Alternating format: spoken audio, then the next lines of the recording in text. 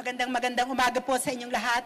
Ako si Liza Masa, 9 na taon na kongresista mula 2001 hanggang 2010. Una bilang representante ng bayan muna at pagkatapos ng Gabriela Women's Party. Ako po ay nagsulong sa Kongreso ng breakthrough legislation on women, kasama na yung Magna Carta of Women at saka yung Anti-Violence Against Women and Children Act. Ang isa pa po, nauna kong naipasa na inilikha na batas ay yung Anti-Trafficking in Persons Act na siya ngayong ginagamit para kasuhan si Alice Go at saka si Kibuloy. Ang gusto ko pong bigyang pansin pag ako po ay nahalal sa Senado ay yung independent foreign policy. Ngayon po lahat aligaga tayo dahil nandyan na lumalawak yung giyera sa Middle East. At ang international community, ganun din sinasabi, magkakaroon na ba ng World War III? Tingin ko po ang Pilipinas ay dapat maging zone of peace and neutrality. Hindi po dapat tayo kaladkarin sa giyera sapagkat ngayon po itong siyam at mahigit pa na EDCA sites na itanayo ng US sa pakikipagsabwatan ng executive sa ilalim ng mga presidente natin ay nagtayo ng mga sites na ito at ngayon ay tayo kinakaladkad sa giyera. Ganon din po, merong mga military installations ang China sa West Philippine Sea. Ito pong mga military facilities ng US at ganon din ng China, dapat yan lahat ay matanggal. Kaya't ang isa po na isusulong ko sa Senado, unang-una ay ang pag-propose ng isang concurrent resolution para mag-withdraw tayo sa mga unequal treaties katulad ng VFA, ng EDCA at saka ng Mutual Defense Treaty. Kailangan po natin itaguyod ang kapayapaan internationally, kailangan natin pong itaguyod ang diplomacy, lalong-lalo na ang ating ding mga kababayan na OFW ang maapektuhan, no? Dahil nasa labas sila ng bansa. At tayo rin, yung security ng mga Pilipino ang dapat inuuna natin. Dapat isang makabayang polisiya na panlabas ang atin pong ini-implement sa ating bansa. Maraming salamat. Salamat po, Ma'am Liza. Okay, tanong po sa media. Tristan? Hi ma'am, good morning po. Good morning po. Ma'am, just a follow-up on what you've said on the withdrawal sa mga treaty, VFA, and as we all know, marami po tayong wino-work out na mga VFA agreements with other countries. Siguro po, ang narrative po kasi is kailangan natin itong mga security engagement given that we are facing a bigger threat like sa South China Sea, sa West Philippine Sea. Kailangan po natin na makakampi since yung defense posture natin ay hindi pa po ganun katindi. So anong alternative po ang nakikita nyo kung wala tayong mga ganitong security engagements? How do we deal with the growing threats sa region? Kung wala po itong mga military bases na ito, lalo na ng Estados Unidos, ngayon meron na tayong, nandyan na po yung mga missiles nila, di ba? At saka yung mga war armaments naka-imbak dito sa ating kapuluan. And actually, they are magnets. No?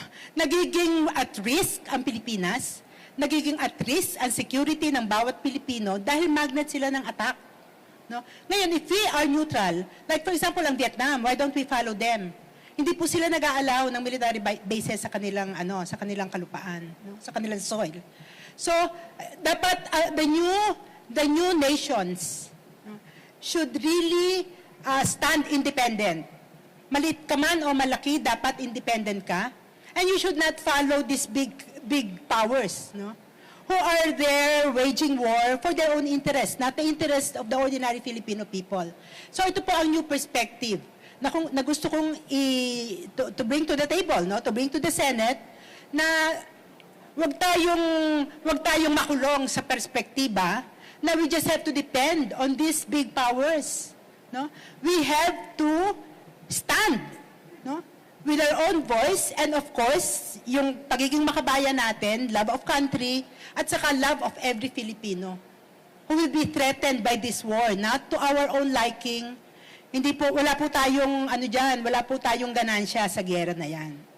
So ito po mga facilities na ito, sa palagay ko, sa halip na makapag-secure sa atin, lalo po tayong magiging insecure. Sapagkat magnets po yan for attack. And at the same time, dinadala po tayo sa giyera. These agreements no, are for the benefit of the United States and other big powers, not our benefit, because this our country, di po ba, ay ginagawang lunsaran sa giyera, and we've seen that in the past. No? Para po sa akin din na nagtatanggol at nagtataguyod ng mga kapatan ng kababaihan, nakita po natin kung papaano, nung nandito yung mga US bases, yung dalawa sa pinakamalaking US bases outside of US territory, kung papaano lumaganap ang prostitution dyan, yung violence against women, yung Amerasian children that were abandoned, no? Tapos yung waste noong US bases, and the threat, no, of nuclear accidents, nandiyan din. Because we know na yung mga sandata nila ay, at saka mga submarino, no, ay powered by nuclear arms, no.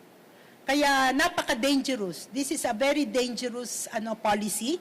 If we pursue the same policy in the context of the war that is very much, present already in many flashpoints, no? Halimbawa doon sa Europe, of course sa West Philippine Sea, at saka sa Taiwan, sa South China Sea, and dito sa Middle East. Kaya ibahin natin ang perspektiba natin. Tumayo tayo bilang isang bansang Pilipino at yung ating policy sa panlabas dapat makabayan. Next, Kadante, UNTV.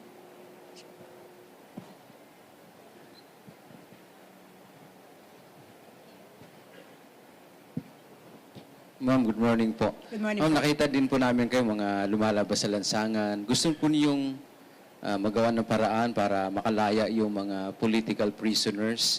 Ano po yung gagawin niyo kung sakasakali pong kayo po'y makarating sa Senado na hakbang po hinggil dito para hindi naman kayo sa parang parliamentary pagdating sa lansangan, kundi doon na talaga sa Senate? Opo. So marami po, ngayon po, nakita natin ang trend na talagang wine-weaponize yung batas, like the anti-terror law, para magkaroon ng mga arrest. Ang marami, illegal arrest. No? At yan po ay unang-una, dapat talaga ibasura, no? Yung anti-terror law. And all the other repressive measures. No? At kaugnay po naman doon sa mga political detainees, talaga pong kailangan nating, kailangan din po magkaroon ng mas mabibigat na parusa. Doon sa nagkasabwat sa paggagawa ng mga gawa-gawang kaso. Kaya po naaresto yung mga yung mga aktivista kasi maraming gawa-gawang kaso. So hindi na po natin dapat payagan yan, dapat parusahan yung mga involved doon sa paggagawa ng mga fabricated cases.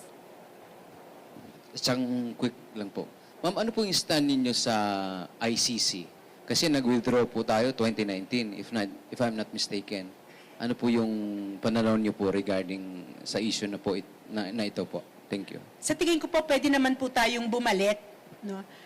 In order to be present in the community of nations. Yung gusto kasi layunin kasi ng ICC ay mapanagot yung mga gumagawa ng heinous crimes. So I think it will be worthwhile if we rejoin the ICC in order for us to also signify our commitment to be in the community of nations wherein we view such heinous crimes as really punishable.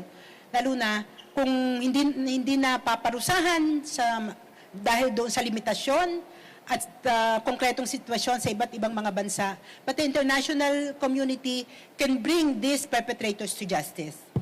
Okay. Next po. Pakibanggit lang ng pangalan at ng media organization. Pakipasa po ng microphone. Hello po, John po from ABS-CBN News. Appointee po kayo before ni President Duterte. Apo. And obviously, in-expect po natin na lalabas siya sa campaign. And ngayon po, paano niyo po i-address yun? Opo. Kung matatandaan nyo, nung panahon po ng 2016, no, na umupo si Duterte, napakarami niyang sinabi, di ba? From the maybe most absurd that we already know now, like sabihin niyang socialist siya and everything. So nakita natin na lahat ng mga sinabi rin niya ay hindi lang napako, kundi kabaliktaran ng kung ano. So, anyway, we all know that. Pero, nandun po yung hamon. That at that time, I feel that I have to take. And that is to continue my service, no? Dahil ang akin pong pinag-appointan sa akin ay yung National Anti-Poverty Commission. At alam ko po na ito talaga ang malaking problema ng ating bansa. At gusto ko makakontribute kasi anywhere talagang gusto natin makakontribute, no? So, yun po ang aking naging decision at that time. But then, of course, I'll go straight and hit the where you want to go. Ano ba nangyari nung nandun ako? So, ang pwede ko pong masabi nung nandun ako, napakarami, of course, na hindi ako sumasang-ayon sa mga patakaran ni Presidente. And I can say that. I've always been very open to that. If you review the history of my statements, ako po ay nagkaroon ng statement against EJK at nagsulong po tayo ng anti-poverty policy na hindi po nakabase doon sa neoliberal policy, which I think is my legacy. No? I think I was the only one who was anti-neolib in the government at that time. Maraming Thank you salamat po.